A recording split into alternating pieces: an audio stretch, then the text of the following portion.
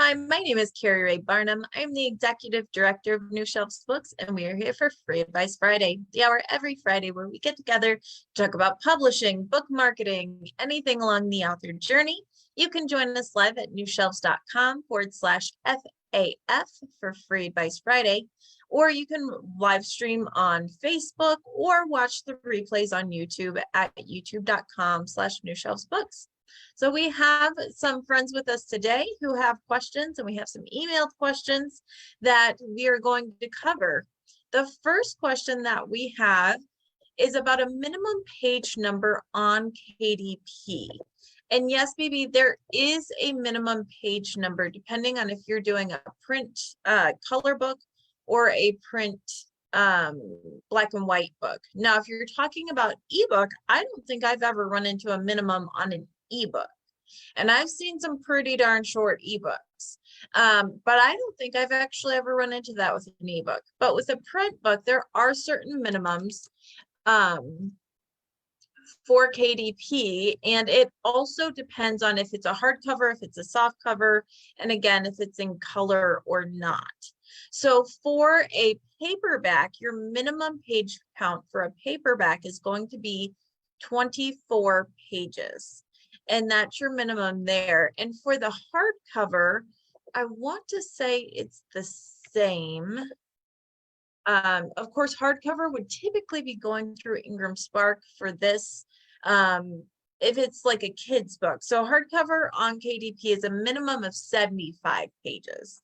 But again, the hardcover on Amazon is kind of more meant towards novels and things like that. It's not set up as much for like picture books in hardcover on KDP like Ingramspark is. But for a paperback, your minimum is 24 pages. Now, it's important to note that at 24 pages, you may not be able to get your title on the spine because it's so thin. So for a title on the spine, I believe you have to hit 48 pages. I could be wrong, and sometimes they let you fudge it. Sometimes they let you get away with the title on the spine when it's a little bit less. Depends on who's looking at that, but definitely look at that. Yeah, so if you're uploading a paperback coloring book with 60 pages and it kicked back saying it needed 72. That's really strange, BB, because the 72 page length should be for the hardcover, 75. I would double check that. I'd try again. Maybe it's the size that you have. But they definitely take shorter because you can do picture books. I have quite a few clients and authors I work with who do children's picture books right on KDP. So I know they take less. I would try again, make sure that you've got all the correct specifications. Make sure that the sizing that you're doing is within that thing. Sometimes different sizes books can require different page counts. So I would definitely check into that and look for the specs more. And let me drop in, KDP does have their paperback specs requirements. Paperback submission guidelines is here. You do not need 100 pages for a paperback book. That is not correct. I just dropped in the chat the KDP submission guidelines for a paperback. So you can look up more details there. And anyone who's maybe watching a replay or anything like that, just go to KDP, go to submission guidelines for paperback, and you can see that as well. All right.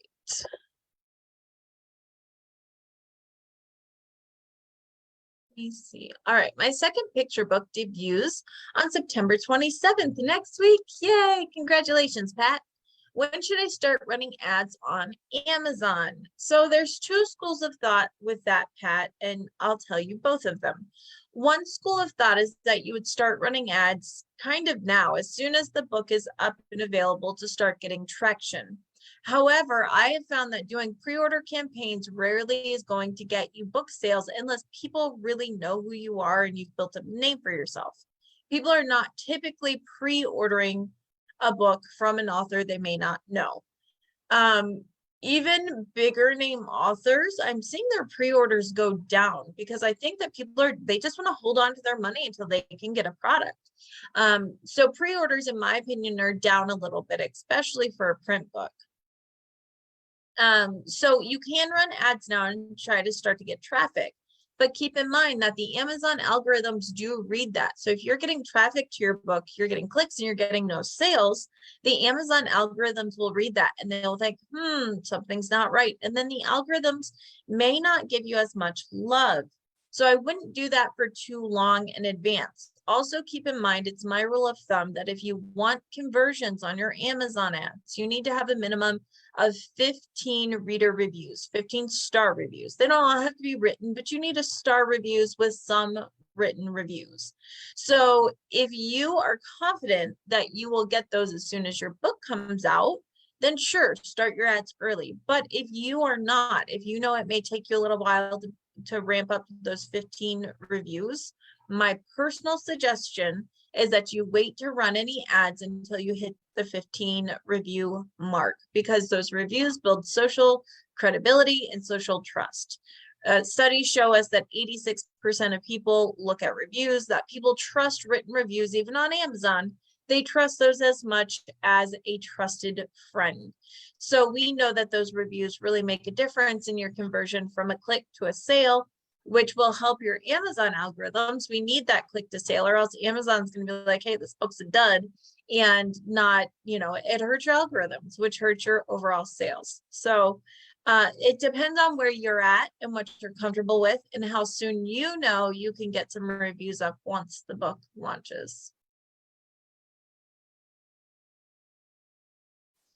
BB, going back to the question of the coloring book that was kicked back at 60 pages, you said you're going for a custom 7x7 size. That may be the issue. I know that a smaller book and an 8x8, I know for sure you can do the lower page count, but it may be that the custom size of 7x7 maybe has different page requirements. So again, check out the Kindle and the KDP page requirements, because that will help you out. Sometimes based on paper or where something's printed or different things, they have different requirements based on, whatever it is. All right, Drafty Digital terms say I need to upload a Word file. I don't have one. It's outdated. I have an EPUB ebook file. I can't use my EPUB file for an ebook on Drafty Digital. Not true. You can upload. So on Drafty Digital, you can either upload a Word file and they will format with your, you have some input in there, but they will format your ebook, or you can directly upload an EPUB file. So you can upload your own EPUB file and put it up there just fine. And who else can you sell your ebook through? So as far as ebook distribution, I always recommend KDP Direct for Kindle. And if you're doing Kindle Unlimited, Kindle Select, that means that that ebook is exclusive on Amazon. It can go nowhere else. And then for ebook distribution, I personally prefer Drafty Digital for ebook distribution outside of Amazon. We're talking Barnes & Noble, Nook, iBooks, Kobo, Overdrive, all the places. And that's what I personally use. Now you can go direct to all of these places. You can go create a Barnes & Noble account, upload your book there, go to Kobo, upload your book there, and so on and so forth. You can also go to Smashwords, although Smashwords was just bought out by Drafty Digital. So it's now essentially the same company, and they're in the process of merging, so it will become one. I do think the Drafty Digital interface is much easier to use than Smashwords, which is why I don't recommend Smashwords. And again, because they're merging, you're going to get the same service, the same distribution, no matter where you go with. So I'd go with the easier interface. And then you can also upload your ebook on Ingramspark. And again, Ingramspark is fine. They do charge you the upload fee, which is $49 if you're doing that separately. Again, I think the Drafty Digital interface is easier, and Drafty Digital seems to be very, very active in acquiring new opportunities for distribution, for new opportunities for sales. So I like them better for ebook distribution. It's just my personal preference, but you can check them all out and decide for yourself. And if you're looking for libraries to be able to order your ebook, it needs to be up in Overdrive. And again, I believe Ingramspark and definitely Drafty Digital will get your ebook up into Overdrive, as well as there is Baker and Taylor for ebooks, which is library focused, Bibliotheca, and a couple of other ones like that. Although Overdrive is by far the most commonly used for libraries for ebooks. Is it okay to do a book layout in Canva? I got the impression at IBPA that one should use a real design program like InDesign. I have to think through my words before I say things. So here's the thing. Can you do a book layout in Canva? Yes, you can. I've seen this done, and yes, you can, and it will work. However, Canva is very limited and it's not really meant for book design. So if you are laying out more intense book design, especially picture books, if you're laying out graphics and different things like that, or if you need to really control a lot of text, it's highly recommended that you use some type of book formatting software. Now, whether that be Atticus, Atticus.io, which is from Dave Chesson, or maybe that's Vellum, which you have to run through a Mac computer or a Mac software. Maybe that's InDesign, or there's another one too that's cheaper that I can't think of at the moment, but it's essentially PDF formatting. Those will give you more control, and that's why they're recommended, because they are design programs that are really focused not on graphics, but on typically more book design and like posters and flyers and that kind of thing. Canva is really meant for graphics, and it is a little bit limited. So that is why typically it's not recommended. With that said, if it works for you and you can get your book files out, then it works for you. I think ultimately, and I say this all the time, you're probably sick of hearing it, but ultimately it comes down to your goals and what software, what program, what people fit your goals and what gets you there within budget, within reason, and does it put out a good product? I'd say if you've already got it in Canva, go ahead, take it out, get a proof copy and see how it does. If it's not up to quality, if it's not up to par, well, then it's time to look at a design program, I think. And there are, again, certain programs that are a little bit cheaper than others. InDesign is probably the one of the most expensive design programs. It's gonna drive me nuts that I can't think of the other one that is much cheaper, and you buy it once and then you have it forever. It'll come to me as soon as I stop thinking about it. But there are Affinity. Thank you, David, for the win. Affinity software. You buy it once. They have different sales.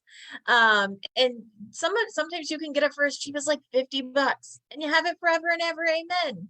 So that might be a good option for you as far as formatting, if Canva doesn't work for you. Again, it's be honest with yourself with the capabilities of a program and the software. Just like I say, be honest with your own capabilities. There's some things that I do in the publishing world. There are certain things that I do where I help people with it. And they're like, oh, can you design my cover? And I'm like, no. I can tell you what a cover should look like. I can help guide you in cover design. I can help you find what fits in the market, but can I personally design a cover? No, it's not in my wheelhouse. It's not my expertise. So it's better off, sent to someone who specializes in that, who will do it more efficiently, more quickly, and better. So just be honest with our capabilities and the capabilities of the software we're using. Sometimes it's time for an upgrade. Let me see. Notepad, I would never use both Drafty Digital and Ingramspark for ebook distribution because they actually overlap quite a bit. And so you would be fighting, you'd have two kind of uploads that were fighting each other. So I do not recommend that. And as I've already said, the benefit of Drafty Digital, in my opinion, over Ingramspark is there's no upload fee at Drafty Digital. And I like their interface better. And I believe they have a little bit more distribution opportunity through Drafty Digital.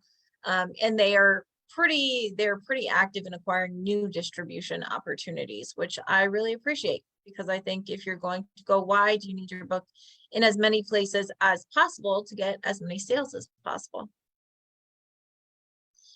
Let me see, a question that had come up, and I answered it by email, but I wanted to expand because I thought it was something that we could all benefit from.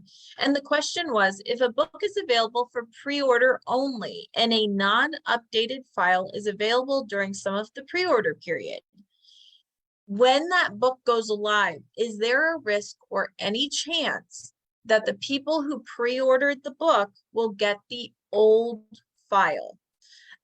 So if I put a book up on Ingramspark for pre-order and it's September, I'm putting it up for pre-order, but my book doesn't launch until January. So I put in my current placeholder advanced reader copy interior.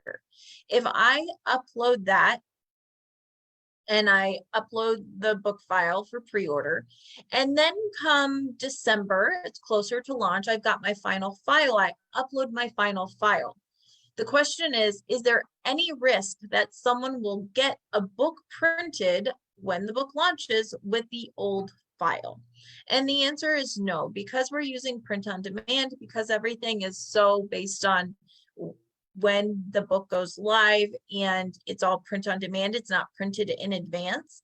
There's really no risk of that. What you're going to experience is that whatever book or whatever file has been accepted prior to publication is the file that will be printed.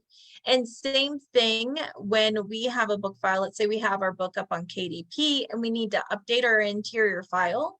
The way that works is that as soon as the new interior file has been approved and accepted, every book after that is printed with that interior file.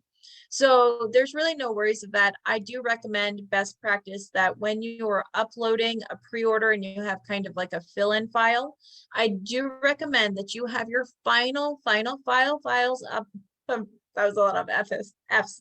I do recommend you have your final files uploaded at least 2 weeks prior to your book launch for both ebook and print book. That way you know that they're up, they're going to be processed, pushed out in the metadata, so everyone has the right files for the look inside and so on and so forth. So that's personally what I'm comfortable with and what I recommend. I hope that answers the question without causing more confusion, because I know that does absolutely have some confusion. All right. Can I assume it's okay to run multiple themed Amazon ad campaigns as long as each of those themes are adequately paid off in the larger on-page description?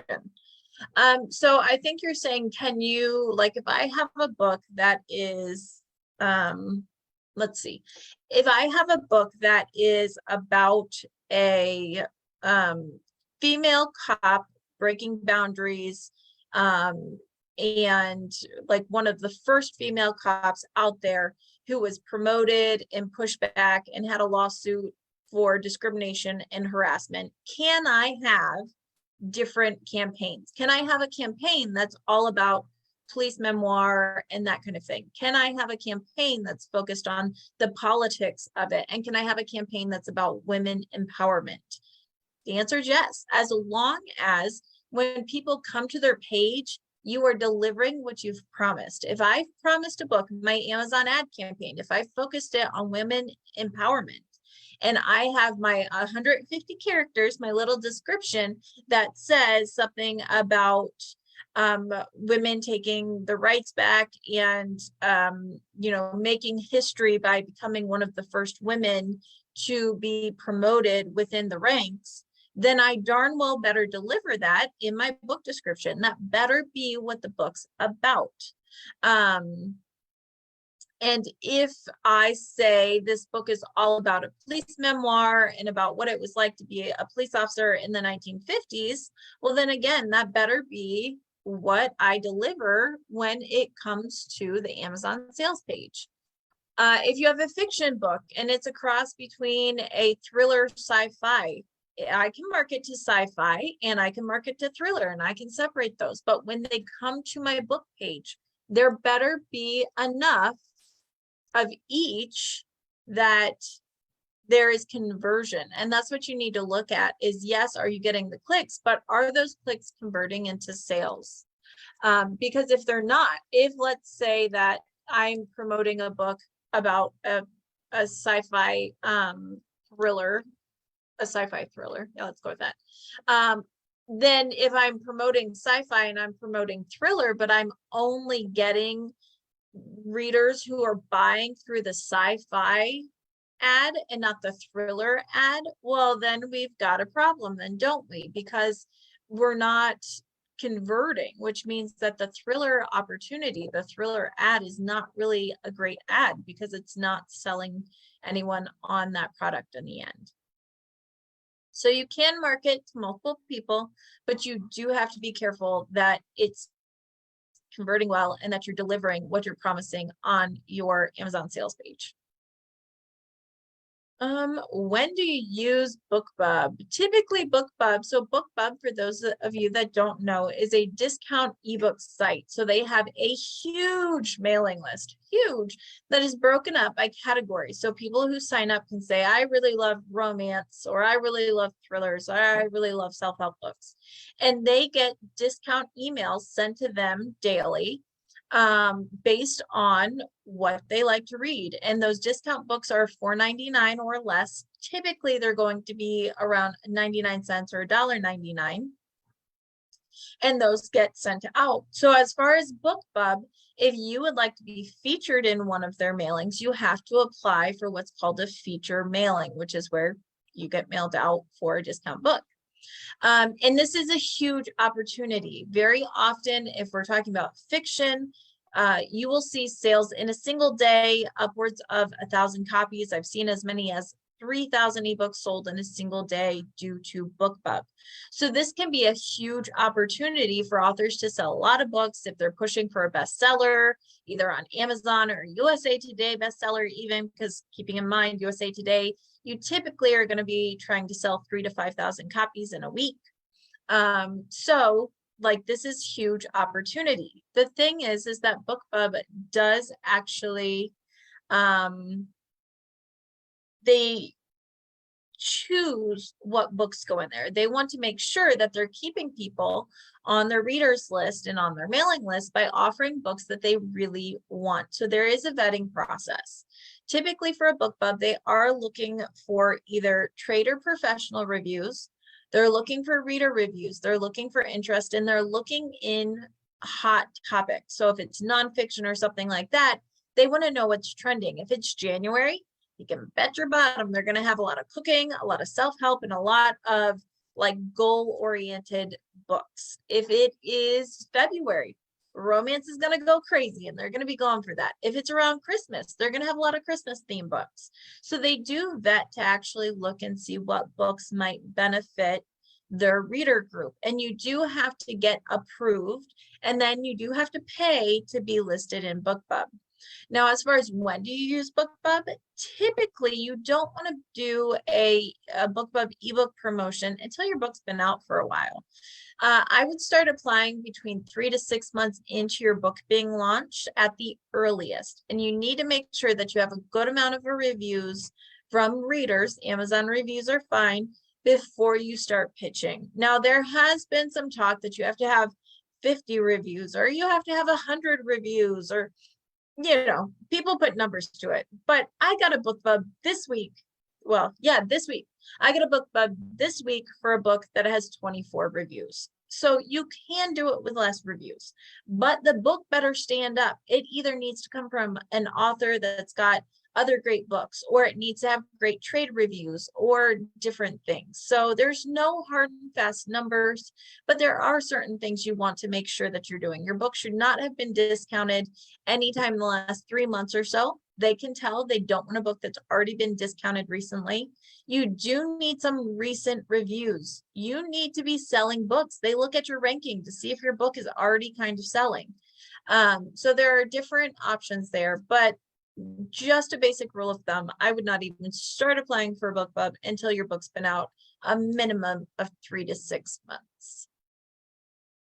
And I do, if you're wondering how to apply to BookBub, if you go to YouTube, if you go to youtube.com/newshelfsbooks and you search BookBub in the little search bar, I do have a video walking you through the process of how you set up your BookBub account and how you pitch your book for a featured deal. So if you're like, hey, I've got these things, I've got reviews, I've got sales, and you're ready to submit to BookBub, just go to YouTube. There's a video there walking you through how to actually submit.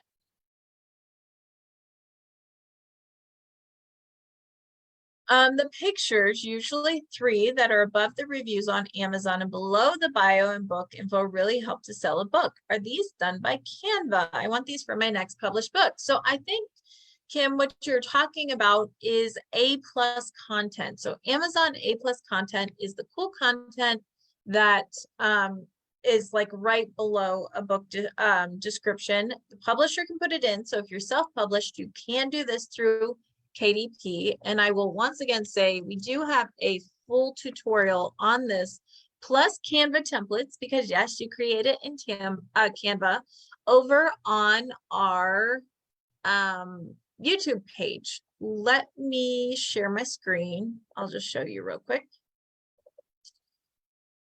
Here we go. All right. So if you go over to YouTube, number 1, subscribe, because I love it. Thank you. And then if you go to YouTube, just New Shelves Books, you go to the search bar right here. And if you type in A+, there we go, A+, it'll pop right up. You can see this video here. It is like 20 minutes long, but it's very popular, as you can see.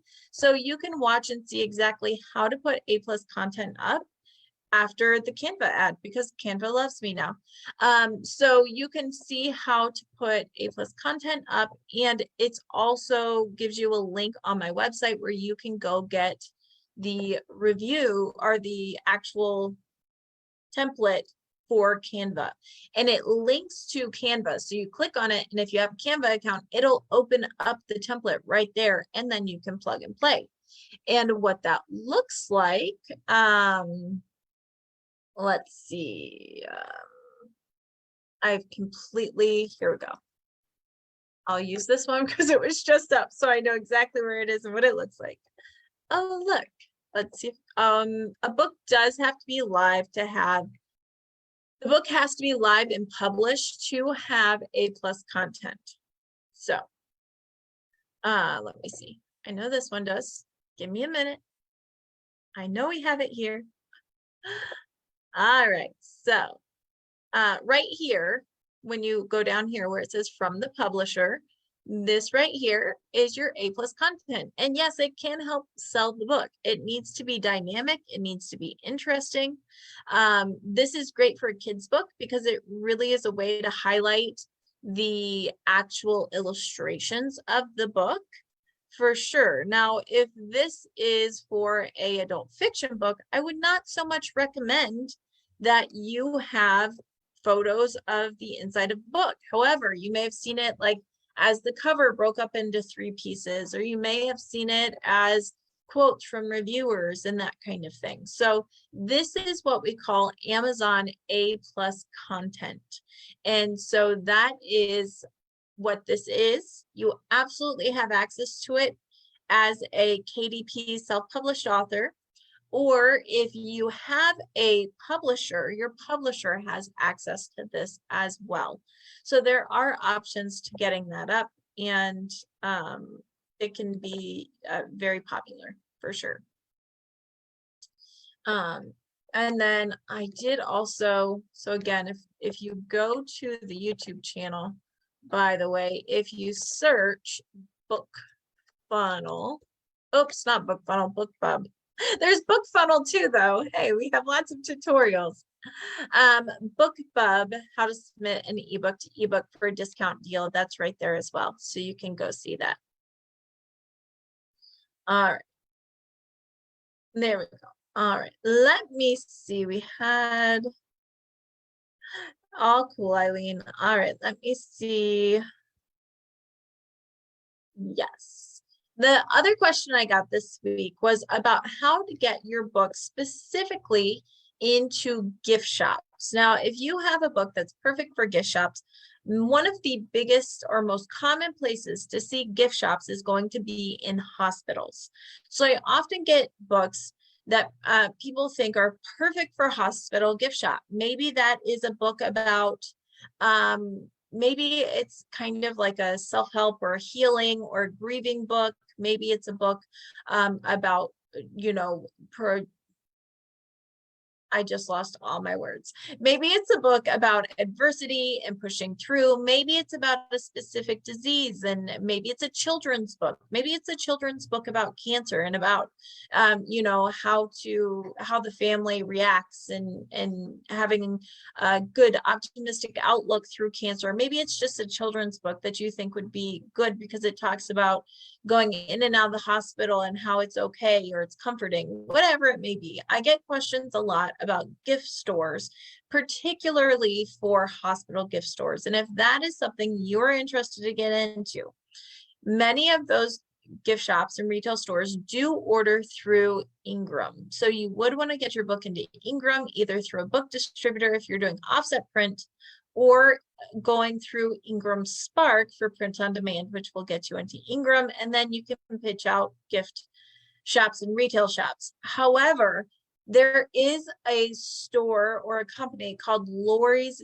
Gifts, and Lori's Gifts runs a huge number. I would even say the majority of hospital gift shops and just gift shops in general in the US. So if you're looking for that kind of access, if you're looking into getting into like a hospital or doctor's offices, things like that, I would recommend you look up at Lori's Gifts. And they do have a new vendor link. I'll drop it in the chat. So they tell you exactly what you need, the distributors they work with, and you can apply directly to them. And that is probably, I would say, well, you can absolutely pitch individual gift shops and retailers to get into hospitals. It makes so much sense to go right to the chain that is doing this and try to pitch your book and then get placed in multiple gift shops all at one time without too much work. So that's where I would start. Same thing. I always recommend that, yes, you can pitch individual Barnes and Nobles for sure. I recommend you do so, especially those around you. However, you can also go right online and pitch the overall buyer for store consideration for your book. So I recommend you do both. Go to the big buyer, submit your book there, and then also reach out and try to do events and stockings locally to you or of areas that are special interest to your book. Because it just makes sense, in my opinion. So that's what I would do. Let me see. 1 second. I lost my screen. I have too many tabs open. I know everyone's shocked, right? There we go. Okay.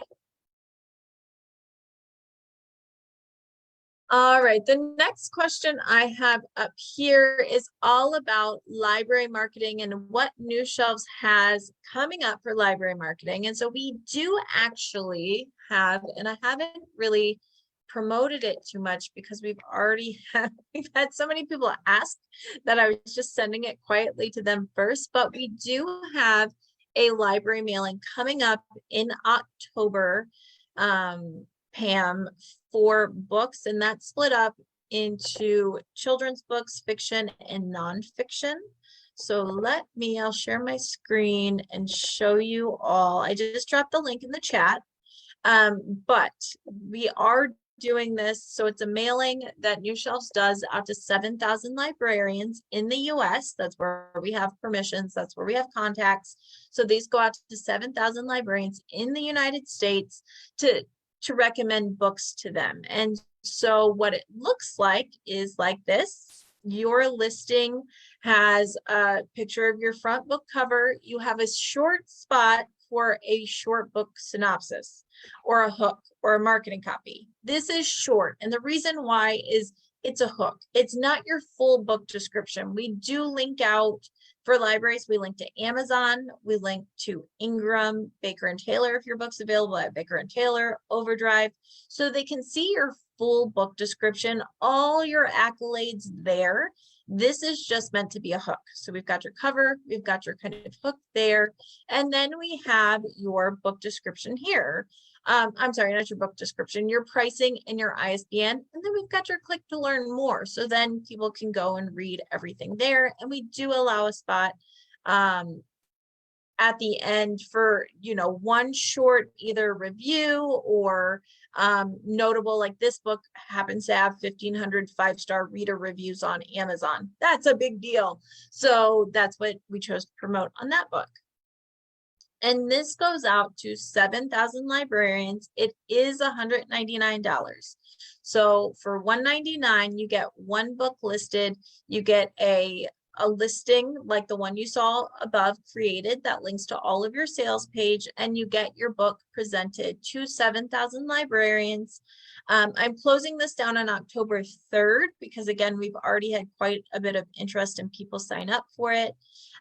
Children's book mailing is going to go out October 12th, and then we'll have fiction the next week and nonfiction for adult and young adult the 19th and the 26th. So it's one presentation, one mail out. And what I like to say is this a little bit like a press release. It reaches a lot of people at one time. It gets your book in front of them, but this is not where we end our outreach to libraries. It can be a great jumping off point. It can be just a great way to reach a lot of libraries at one time. We're constantly in contact with libraries and updating our databases to make sure we have the most up-to-date buyers at each library, and we're adding new libraries all the time. And it's a good way to get your book out there and seen by librarians, and they do have the opportunity to order if they'd like. And then after the mailing, you do get an update. It does take a couple weeks because not everyone opens their emails right away. So it takes a couple weeks, but then you do get a report of how many librarians opened the mailing that you were a part of, and then how many specifically clicked on your book. So we can't tell you how many people bought your book because that's all private.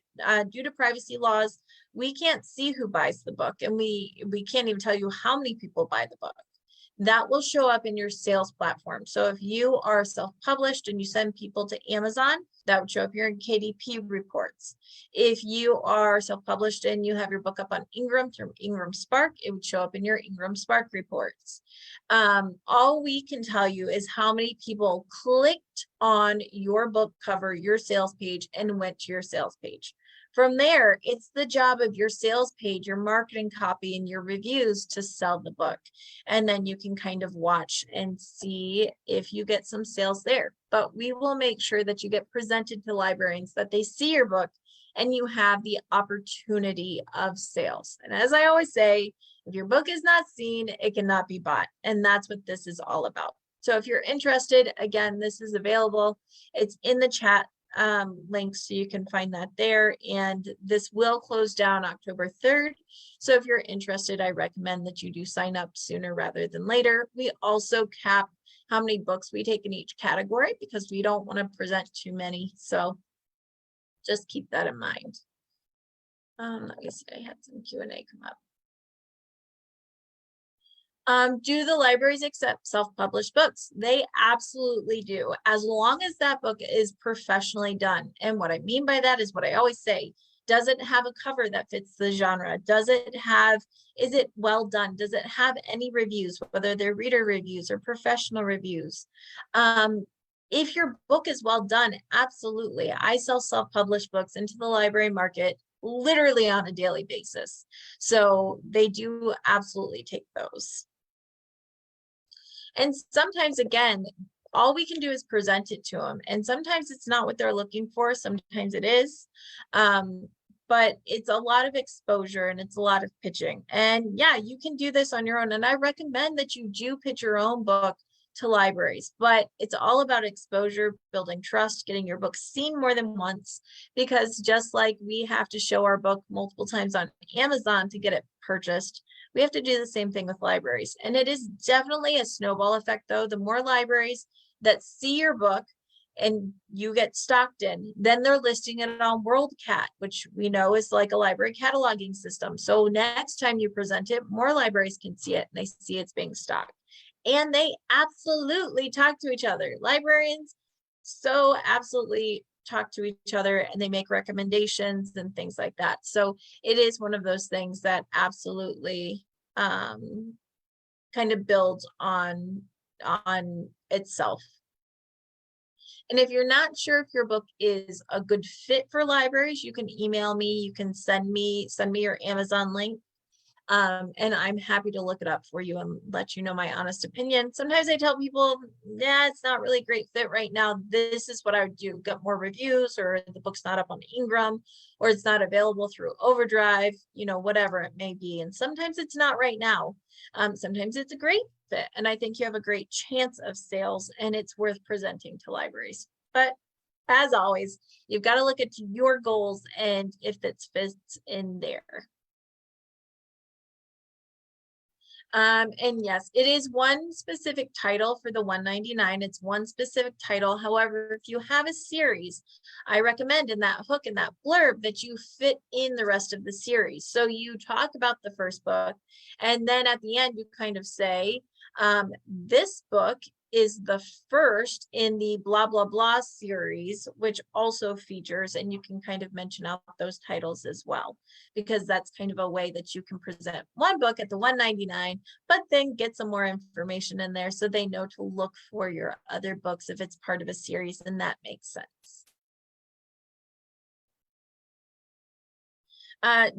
Does the book need to be on Ingramspark to be on your list? It does not need to be an Ingramspark. It does need to be available from a wholesaler. So Ingram or Baker and Taylor, it does need to be available from one of those. About a third of libraries do order books directly from Amazon, but if your book's only available on Amazon, it's not available at Baker and Taylor or Ingram, that means you only have a third of the opportunity that the other people in this mailing have. So I don't think personally it's the best bang for your buck if your book's not available through a wholesaler as well as Amazon. And if you've got a book that's not on Kindle Unlimited, Overdrive. So I think it's all about giving yourself the most opportunity for sales. And I think that really plays a part in it. Am I emailing this to you? I may not be emailing it out. I actually had someone else who asked to offer it to their writers group. And so I told them I'd give them first crack at it. If this does not fill up from that writers group and from the people who've already asked me about it and the people on our mailing today, then I may open it up to my full mailing list. But that's not my current plan, Kim, just based on the signups that we've already had. I will do another one. You know, we always do more, especially as we get into the fall and winter. We do a couple more than we do in the summer, just because it seems like people are more open and paying attention than in the summer as much. So we just do the one in the summer, but more in the fall and the winter. Let me see. I answered that question. Whoops. What is this one? Oh, the other thing was someone had asked me about, is Bookfunnel really still sending updates? Because we talked last week about how Bookfunnel was doing watermarks now. They were doing bulk distribution for things like GoFundMe and fundraisers like that. And now there is one more thing that they're also doing, a look inside kind of option for the sales pages. The other thing that Bookfunnel is doing is, number one, they have an app that they're really pushing now, so you can read books in the app. And Bookfunnel now allows restricted delivery, which is where you can send a book you can send a book or a art copy to readers and it's restricted. They don't get to download a file. So the way it's always worked is that they get to download a file and that gets sent to their Kindle. They can read it on their computer, whatever it may be. And now they have restricted access where the reader does not download a file. It's actually read directly online. So they have a link, they can read it online, but they cannot download your files. So if you're really worried about someone taking or hacking your files, something like that, that may be a benefit to you. I'm curious to see how readers actually respond to that, because I think some people may be annoyed at not being able to read it in whatever app or send it to their Kindle, what have you. But we'll wait and see. I think for people who are really concerned about having people download their files, there's something to that if they have had their books hacked often or anything like that.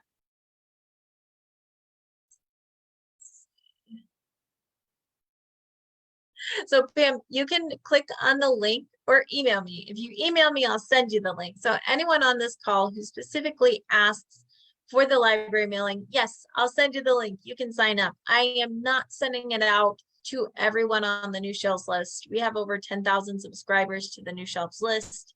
And because we've already had specific people ask for this promotion that were on a waiting list, and then another writers group asked to do it, I'm giving them and you the first chance to sign up. And then if it doesn't fill up for whatever reason, then I might offer it out to the list at whole. That's all. Let's see. All right, you guys. Excuse me. I think that's most of the questions. Sure, I see your question. That's kind of a big question. 99 Designs is a design platform. It's where a lot of people will work with designers to do their book covers. So there's a lot of designers on there. You can go and you can find book designers and just find people you like, and you can hire them through 99 Designs, which is kind of like a Fiverr setup, but specific for designs. Or they do have something called a book cover like competition, where different people can actually submit designs. You say that you're looking for something, you pay a fee, and you say that you're looking for something, and different people will submit design ideas.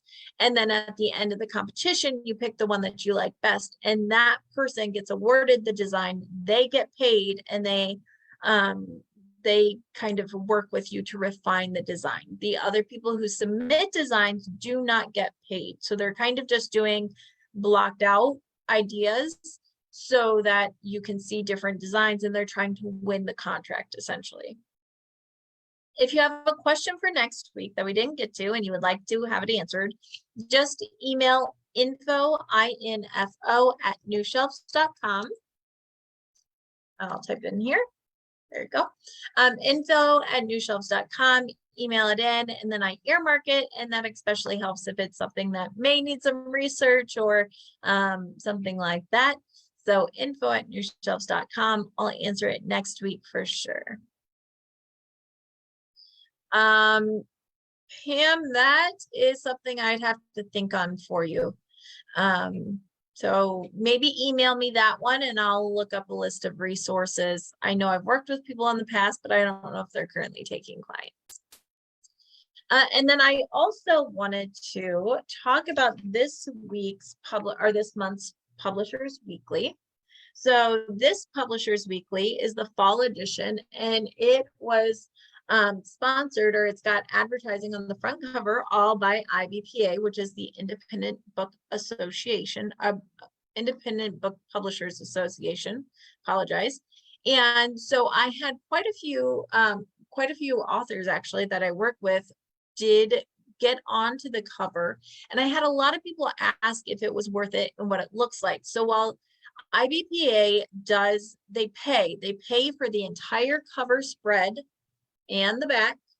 They pay for this once a year, and they do sell out individual spots for this for authors that are part of IBPA. They sell out these individual spots. And so I always get questions year after year. What does it look like? What am I signing up for? And is it worth it? So Publishers Weekly, of course, goes out to industry professionals, everyone from librarians to booksellers to PR people. I mean, most people in the book industry, publishers, they are getting Publishers Weekly. It's where a lot of books are featured. And so if you have thought about doing this, or if you wondered what it looked like, or I think I got my copy of Publishers Weekly earlier than quite a few people who did the promotion. So this is what it looks like. They have different covers. So they select certain covers that go on the front of the Publishers Weekly magazine. And then there are others that go inside here. So I'll put this up here.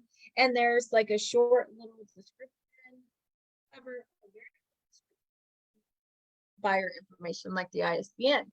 It's much like when we do a library mailing, just this one is in print and it's in Publishers Weekly. So same idea. Actually, this is Pepin. This is Felice's book, which launched this week and has been getting all sorts of accolades. So there's this page, sorry, I got distracted by shiny things. And then they also have the back page here, which is also prime spot because everyone sees the back page. And then right inside the back page, they have it.